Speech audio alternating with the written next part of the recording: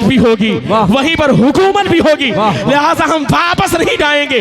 पता क्या चला, जहां पर इल्म होता है वहीं पावर होता है, वहीं पर हुकूमत होती है, वहीं पर दौलत भी होती है।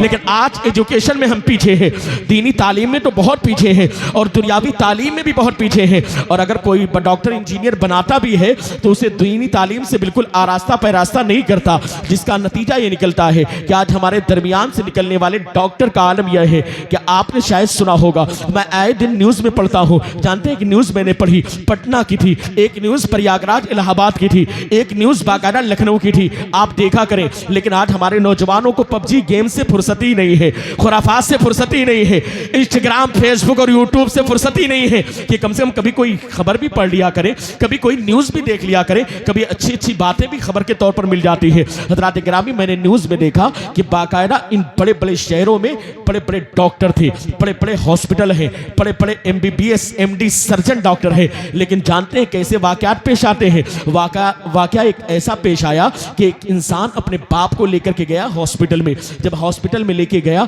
तो 2 दिन के बाद उसका इंतकाल हो गया।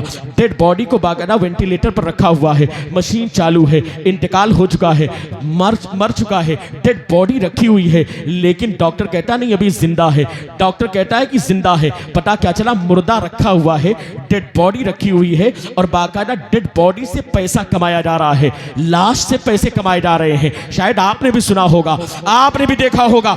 इस अजीबोगरीब माहौल में जिसको आप कहते हैं कि ये हायर एजुकेशन, हायर एजुकेटेड है, बहुत पढ़ा लिखा इंसान है, बड़ा पढ़ा लिखा तबका है, MBBS है, MD है, बहुत बड़ा सर्जन है, लेकिन उसका कमाल ये है कि वो बहुत बड़ा डॉक्टर, जिसे दुनियावी एतबार से कहता है कि बंदा बहुत पढ़ा लिखा है, वो मुर्दों से पैसा कमा रहा है, वो डेड बॉडी से पैसा कमा रहा है, वो किसी की लाश से पैसा कमा रहा है। आप बताओ तो सही, शीशगढ़ की सरजमीन पर रहने वाले मेरे भाइयों, मेरे बुजुर्गों, मेरे साथियों, क्या किसी मुर्दे से पैसा कमाना ये इंसानियत का काम है? अरे यार, ये काम तो करने से एक जानवर भी शर्मा जाए। लेकिन बताओ, पढ़ा लिखा आदमी कर रहा है कि नहीं कर रहा है? क्या आपको पता नहीं है, जिन्हें आप कहते हो कि बहुत बड़ा ये वकील है, बहुत बड़ा एडवोकेट है, बहुत बड़ा एजुकेटेड है, लॉ पढ़ा इसने, लेकिन पैसे लेकर के जालिम को मजलूम बनाने का काम किया जा रहा है, मजलूम को जालिम बनाने का काम किया जा रहा है। यही बरेली शरीफ की सरजमीन पर क्या आपने देखा नहीं, न जाने कितने ऐसे बाकायदा बेगुनाह लोग हैं जो बाकायदा जेल की सलाखों के पीछे डाल दिए गए हैं,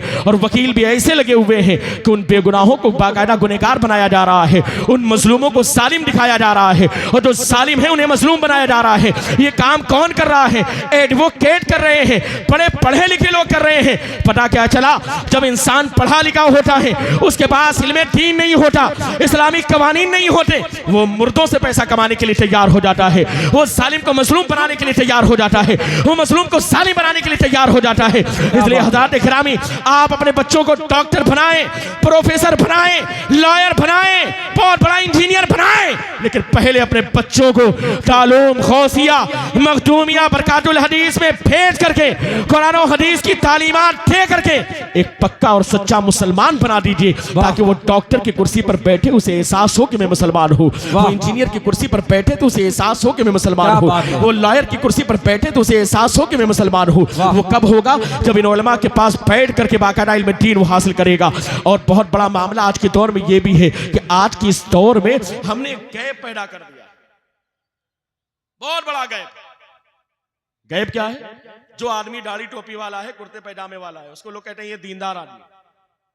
और जो आदमी पैंट शर्ट पहन लेता है, दाढ़ी भी है, लेकिन डॉक्टर लगा हुआ है उसके नाम के आगे, इंजीनियर, लॉयर, लोग कहते हैं ये तो दुनियादार आदमी, कोई बिजनेस कर रहा है, अगरचे दाढ़ी भी उसने रख लिया, सुन्नत का पाबंद भी है, लेकिन लोग कहते नहीं ये तो दुनियादार लोग।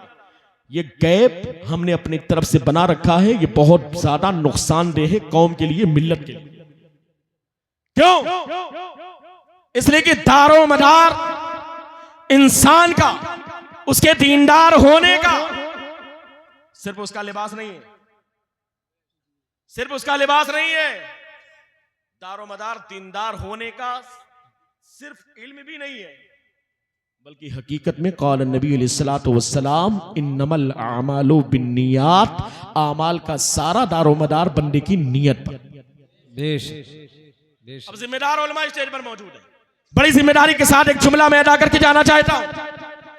अगर कोई बंदा इल्मे हासिल करे, हाफिज़े कुरान बने, आलिम दीन बने, उसकी नीयत ये हो पहले इसे कि मैं आलिम बनूंगा ताकि लोग मेरा हाथ चूमेंगे, मुझे नजराने देंगे, मुझे पैसा मिलेगा, खूब दुनिया कमाऊंगा, मेरी शोहरत होगी, मेरी इज्जत होगी। याद रखना, ऐसा आलिम दीन दीनदार नहीं बल्कि पक्का दुनियादार है। सही बात। दुनियादार कहलाएगा, चाहे जितना बड़ा जुब्बा पहन ले, बहुत बड़ी पगड़ी बांध ले, लेकिन अगर उसकी नीयत ये है तो वो दीनदार नहीं है बल्कि दुनियादार है। और एक बंदा डॉक्टर बना, उसने बाकायदा फर्ज उलूम सीख लिए, अकायद उसे पता है, बाकायदा इस्लाम के कवानीन के मुताबिक जिंदगी गुजारता है, सुन्नत की पाबंदी करता है, आलिम दीन नहीं है, वो डॉक्टर बना, सुन्नत का पाबंद है, अकायद उसे पता है, फर्ज उलूम उसने सीख लिए, और उसके बाद उसने डॉक्टरी पढ़ी, MBBS डॉक्टर बना। उसके बाप की नीयत ये है और उसकी नीयत ये है कि मैं डॉक्टर बनूंगा तो खिदमत खल करूंगा, मैं अल्लाह के बंदों की खिदमत करूंगा, परेशान हाल की मदद करूंगा, बीमारों की बाकायदा इलाज की कोशिश करूंगा। याद रखना, ऐसा डॉक्टर जो बाकायदा पेशे से डॉक्टर है, MBBS है या सर्जन है, लेकिन कुरान और सुन्नत का मानने वाला है, अकीदा सही है, फर्ज उलूम को जानता है, सुन्नत का पाबंद है, ऐसा डॉक्टर दुनियादार नहीं बल्कि पक्का दीनदार है। बेशक, बहुत वाह वाह। कौन है? दीनदार है वो। अगर कोई वकील इसलिए बन रहा है कि मैं लॉ पढ़ रहा हूं ताकि बरेली में दंगा हुआ था, उसमें जो लोग मजलूम बने हैं जबरदस्ती के, जो जालिम नहीं है लेकिन बाकायदा जालिम बना दिया गया है, उन्हें जेल की सलाखों के पीछे डाल दिया गया है, मैं कोशिश करूंगा अपने इल्म के मुताबिक मैं बाकायदा उनको बाहर निकालने की कोशिश करूंगा। फर्ज उलूम उसने सीख लिया, अल्लामा तौफीक अहमद नईमी की बारगाह में हाजिर हुआ, इनके असातिज़ा के पास आया, उसने उलूम दीन को बचपन में सीख लिया है, कुरान और सुन्नत की तालीम को हासिल कर लिया है, कुरान पढ़ना उसने सीख लिया है, इस्लाम के कवानीन को वो जानता है, उसके मुताबिक वो चलता है, पेशे से वो लॉयर है, एडवोकेट है, नियत ये है कि खिदमत खल करूंगा, जालिम को जालिम, मजलूम को मजलूम बनाऊंगा, जो बेगुनाह जेल की सलाखों के पीछे हैं उन्हें निकालने की कोशिश करूंगा। ऐसा एडवोकेट, ऐसा लॉयर, ऐसा वकील दुनियादार नहीं बल्कि पक्का दीनदार। क्या बात है, क्या बात है, वाह वाह वाह। इसलिए मामला नियत के ऊपर है। ये तो हम भी बोलते हैं जैसी नियत। थोड़ा चाय को रोक दीजिए भाईजान, थोड़ा सा रोक दीजिए, फिर पिला दीजिएगा आप, थोड़ा सा रुक जाए। ऐसा इंसान दीनदार नहीं बल्कि दुनियादार, जिसकी नियत दुनिया कमाने की है, और जिस दुनिया में रह करके दीन कमाने की नियत हो, दीनदारी मकसद हो, अल्लाह उसके रसूल की रजा मकसद हो, तो कसम खुदा के ऐसा शख्स दुनियादार नहीं बल्कि पक्का दीनदार है। क्या है भाई? अरे बोलो भाई, क्या है? दीनदार है। इसलिए हज़रात गिरामी, आप खुद भी दीनदार बने, अपने बच्चों को भी दीन सिखाने की कोशिश करें, आप अपने बच्चों को इदारे में लाएं, मदरसे में लाएं, और अल्हम्दुलिल्लाह सुम्मा अल्हम्दुलिल्लाह दुनियावी तालीम जो दी जाती है, आज भी अगर आप फीस जमा ना करें ना स्कूल में तो आपकी एंट्री नहीं होगी।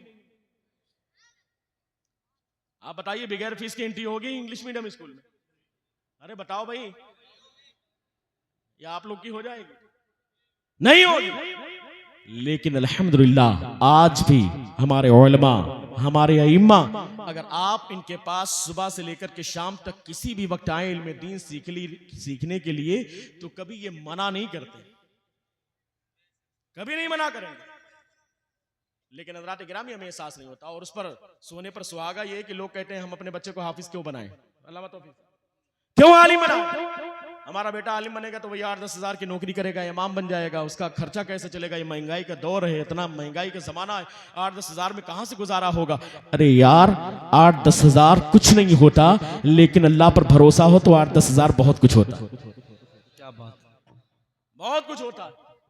ये हमारे उलमाए कराम कोई लाखों लाख नहीं कमाते हैं, कुछ ही लोग हैं लाखों वाले, वरना 10,000, 12,000, 15,000। लेकिन अल्लाह इनकी कमाई में इतनी बरकत देता है कि जितना अच्छा ये खाते हैं, बड़े से बड़े सेठ भी इतनी अच्छी नेमतें उनको मैसर नहीं। सही बात, क्या बात है। जितना अच्छा ये पहनते हैं, ऐसे के लिबास बाकायदा बड़े बड़े लोगों को भी नसीब नहीं होते। इसलिए हज़रात गिरामी, बड़ी जिम्मेदारी के साथ, और लोग कहते हैं यार खाएंगे कैसे? ये हमारी कमी है कि हमने समझ रखा है कि खिलाने की जिम्मेदारी हमारी है। नहीं नहीं, क्या तुम्हें दौर याद नहीं है? अभी चंद साल पहले कोविड-19 का दौर गुजरा है, कोरोना काल का दौर गुजरा है।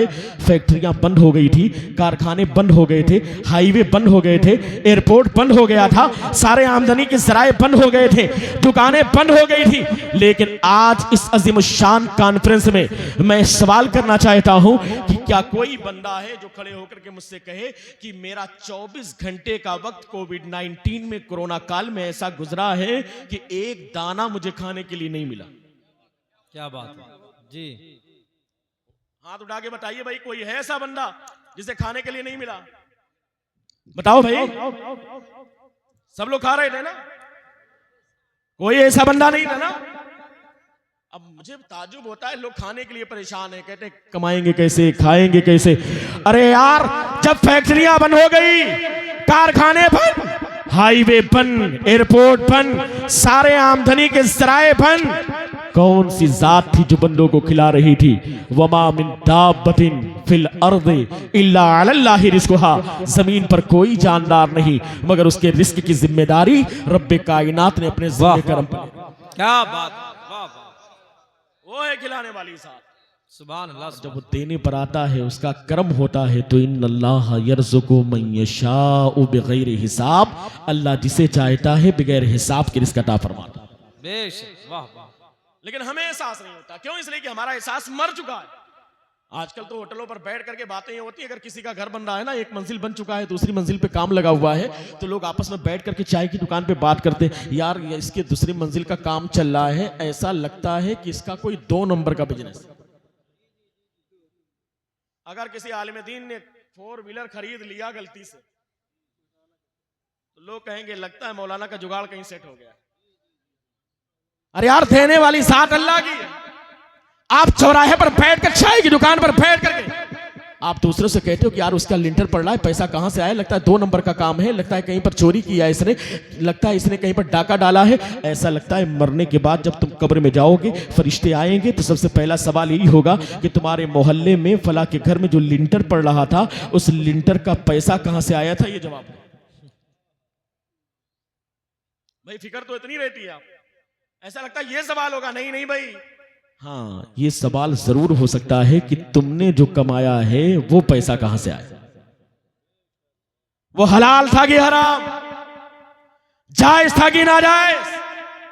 लेकिन नहीं, हमें एहसास नहीं होता। पैसा हो चाहे जैसा हो, हमें कोई फर्क नहीं पड़ता, हराम हो कि हलाल हो, मस्त है भाई। हज़रात गिरामी, अभी भी अपने हालात को बदलें। अगर आप दीन से दूर रहेंगे, कुरानी तालीमात से दूर रहेंगे, इस्लामी तालीमात से दूर रहेंगे, तो कसम खुदा की याद रखना, हम हमेशा पस्ती ही का शिकार रहेंगे। वो कौम तरक्की नहीं करती जो असलाफ के तरीके को छोड़ देती है, वो कौम मिट जाया करती है जो अपने बुजुर्गों की तारीख को छोड़ देती है, वो कौम खत्म हो जाती है जो इल्म दीन से दूर होती है। हमें एहसास नहीं होता। हमने समझ रखा है कि कुरान पाक जैसी अजीम दौलत, अल्लाह के रसूल का सबसे बड़ा मोजिज़ा, ये सिर्फ इसलिए है कि जब कोई बंदा मर जाए तब कुरान पाक को खोला जाएगा। कुरान खानी के लिए कुरान पाक है। नहीं नहीं यार, ये सिर्फ कुरान पाक कुरान खानी के लिए नहीं है, ईसाले सवाब के लिए नहीं है, बल्कि मुआशरे में फैली हुई बुराइयों का इलाज कुरान के अंदर मौजूद है। तिब्यानन लिकुल्लि शै कुरान है। वला रत्बिन वला याबिसिन इल्ला फी किताबिन मुबीन। दुनिया में कोई तर चीज नहीं, कोई खुश्क चीज नहीं, मगर उसका बयान एक खुली हुई किताब में मौजूद है। पूरे मुआशरे में फैली हुई बुराइयों का हल कुरान के अंदर मौजूद है। हमारे खानदान में फैली हुई बुराइयों का हल कुरान के अंदर मौजूद है। सियासी एतबार से हम कमजोर हैं तो मजबूत कैसे बनेंगे, इसका हल कुरान के अंदर मौजूद है। ये शिफा भी है, रहमत भी है, बरकत भी है, कामयाबी का राज भी है। आज पूरी दुनिया में रिसर्च करके जो लोग मुसलमान नहीं हैं, इसी कुरान में रिसर्च करके न जाने कैसी कैसी चीजें इजाद करते हुए नजर आते हैं। और रिसर्च करते करते जब अल्लाह उन्हें तौफीक देता है, तो आज इस तरक्की याफ्ता दौर में भी, इस एजुकेशन के दौर में, इस टेक्नोलॉजी के दौर में कोई दिन ऐसा बाकी नहीं रहता, कोई दिन ऐसा खाली खुशहाली नहीं होता कि दुनिया में कोई बंदा कुरान पाक पढ़ने के बाद इस्लाम न कबूल करता हो। ये कुरान पाक का एजाज है, ये कुरान पाक का मौजज़ा है कि लोग उसे पढ़ते हैं, अल्लाह उन्हें हिदायत देता है, वो ईमान की दौलत से सरफराज हो जाया करते हैं। लेकिन ये किताब तो हमारी किताब है, ये तो हमारे लिए राह हिदायत है, ये तो हमारी हिदायत का जरिया है, लेकिन हम इसकी तिलावत के लिए तैयार नहीं है। हमने सोचा है कि हमें अल्लाह ने फालतू पैदा किया है। नहीं नहीं, कुंतुम खैरा उम्मतिन उखरिजत लिन्नास तामरूना बिल मारूफ व तनहौना अनिल मुनकर, तुम बेहतरीन उम्मत हो और ये खैर उम्मत का टाइटल तुम्हें दिया गया है। तुम्हें लोगों की तरफ निकाला गया है, लोगों की तरफ भेजा गया है। तुम्हारी जिम्मेदारी ये है कि लोगों को भलाई का हुक्म दो, उनको बुराइयों से रोकने की कोशिश करो, ये हमारी जिम्मेदारी है। लेकिन हज़रात गिरामी, हमें एहसास नहीं होता। हम तो सुबह से शाम तक खाने पीने में परेशान रहते हैं। हम सोचते हैं कि यार ये बड़े पर पाबंदी लग गई है, सिर्फ दाल रोटी पर गुजारा किस तरीके से हम करें। बड़ी परेशानी के आलम में हम जिंदगी गुजारने लगते हैं। तरह तरह के लोग शिकायत करते हैं। हज़रात गिरामी, क्या हमारी निगाहों के सामने गजा के हालात नहीं है? क्या हमारी निगाहों के सामने सीरिया के हालात नहीं है? न जाने कई दिन गुजर जाते हैं, बाकायदा बच्चे भूखे होते हैं, बच्चे प्यासे होते हैं, एक एक दाना उन्हें खाने के लिए नहीं मिलता। क्या कभी तुम्हारा गुजर किसी हाईवे से नहीं होता, किसी ट्रेन से गुजरते नहीं हो? तुम खाने के बाद जो पॉलिथीन फेंक देते हो, खाने के बाद जो डब्बा तुम फेंक देते हो डस्टबिन के अंदर, कूड़ेदान में गंदा समझ करके फेंक देते हो, खाली समझ करके फेंक देते हो। क्या तुम्हारी निगाहों ने कभी नहीं देखा कि जो डब्बा तुमने फेंक दिया है, जो पॉलिथीन तुमने फेंक दी है, उसे उठा करके कोई बच्चा